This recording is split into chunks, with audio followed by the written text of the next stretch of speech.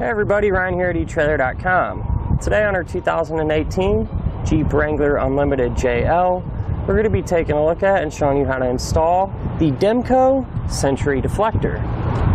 Now whenever you're flat towing a vehicle, it's not uncommon for small rocks and debris to come up from under the motorhome and scratch and damage the front of your vehicle, which in turn will affect its overall appearance and resale value. That's where the deflector comes into play. It's going to help prevent any of those rocks or debris from coming up and hitting the front of our car. Now from just looking at this, you might be thinking to yourself, well, it doesn't look like it covers up a whole bunch and offers a lot of protection. But there is a reason that it is angled like this.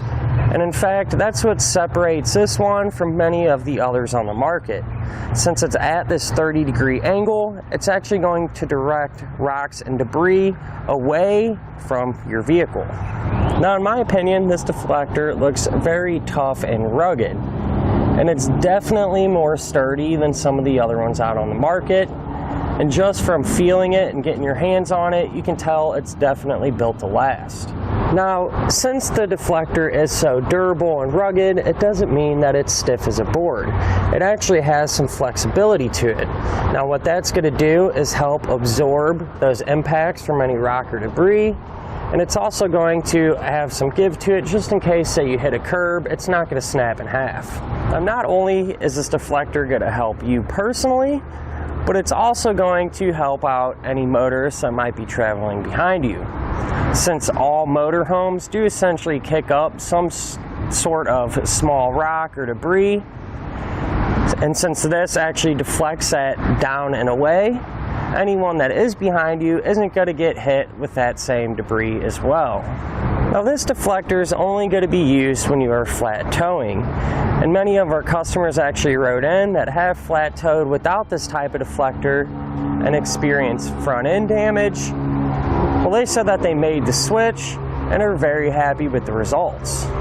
Now I do want to point out that this particular deflector does not work with every single flat tow setup. To make sure it isn't an issue and it's going to fit with yours, be sure to check our fit guide. Now if you have a Roadmaster or Blue Ox base plate, they do sell adapter kits which are sold separately, which will allow this to work with those. They also sell Demco extensions. That way if your base plate is too wide, you get that extension piece and make this wider to accommodate for your base plate. The one thing that's really cool about this deflector is when you're done using it or you don't need it anymore, it's really easy to take off. Now the first thing that you would do is disconnect everything. So we'll take off our safety cables, slide them through. We get both our safety cables out of the way, and then we can remove our 6-way plug and finally our breakaway switch. And then from there, we'll remove this retaining clip and just set that off to the side. And then on these handles, we're going to pull up to separate the center section from the two end plates.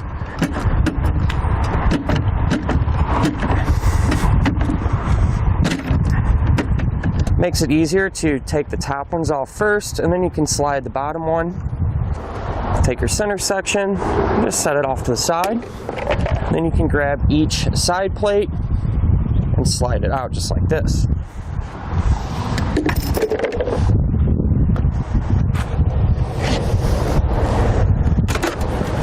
To begin our installation, we're going to have to assemble our clevis assemblies. Now on this particular setup, we're using the Demco Commander tow bars and the Demco tabless base plate. So we're going to take our arm and our bolt that comes with our shield. It'll look like this. It'll have the least amount of threads out of the bolts in our kit. We're going to take a flat washer, put our flat washer on the bolt. And then what we're going to do is take our connector, and we're going to line these holes up with the holes here.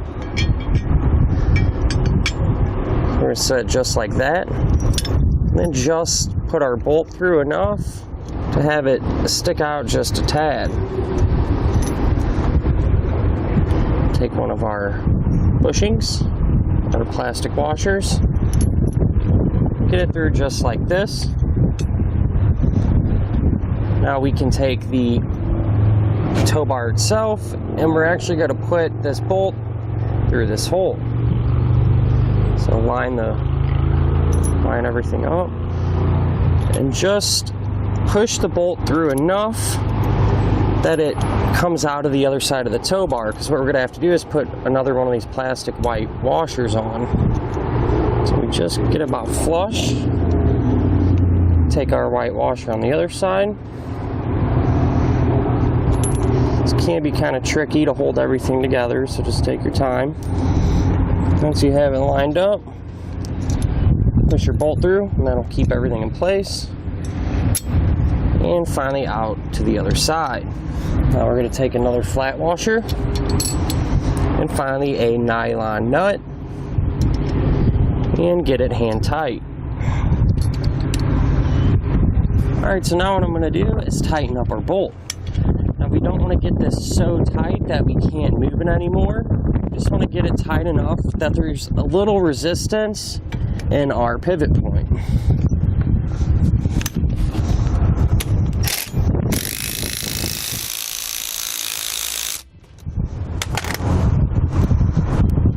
Just like that. And the other side goes together exactly the same, so just repeat that same process. You're going to want to go ahead and put your tow bars into the base plate. Now you want to make sure that the longest end of the clevis is on top, just like this. And once you verify that, you're going to pull your motor home forward to actually lock your tow bars in. Now we're going to want to take our left and right wings and slide them into the slots on our clevis. We'll line them up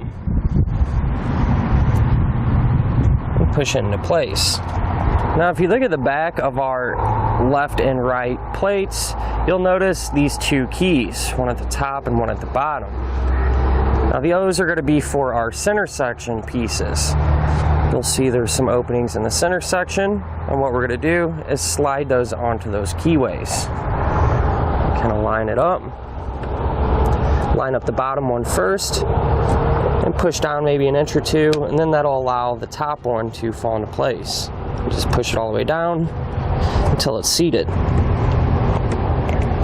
And we're going to do that for both sides. Now when I put my center pieces in and tried to line everything up, I realized that they were too wide. So what we're going to do, each center piece here on this shorter side where the 3 pre-drilled holes are, I'm actually going to take 2 inches off on each center section.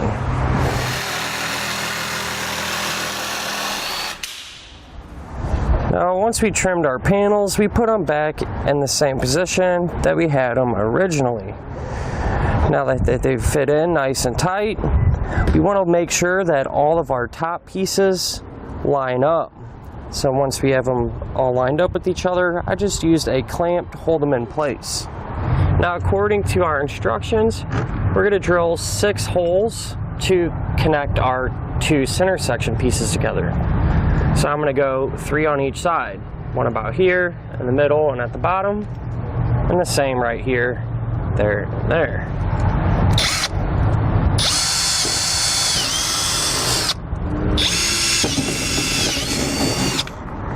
Now in all the holes that we just drilled, on the back side, we're going to push in one of these T-nuts. And that just goes in. And you use your hand to kind of push it down flush.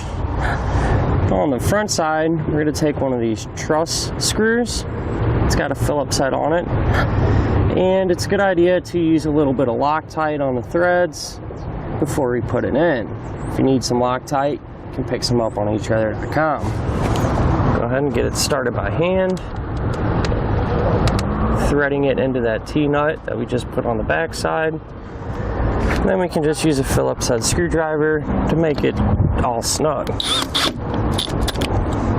We're going to do that same technique for all 6 holes. With all 6 of our fasteners on, we can now remove our clamp. And then over here on the driver's side, there's going to be a pin and clip that's attached permanently to our side panel. Now there's going to be a hole right here that's already been drilled. we're just going to slide that pin through and clip that side together. Now, with all that being said, that'll complete your installation.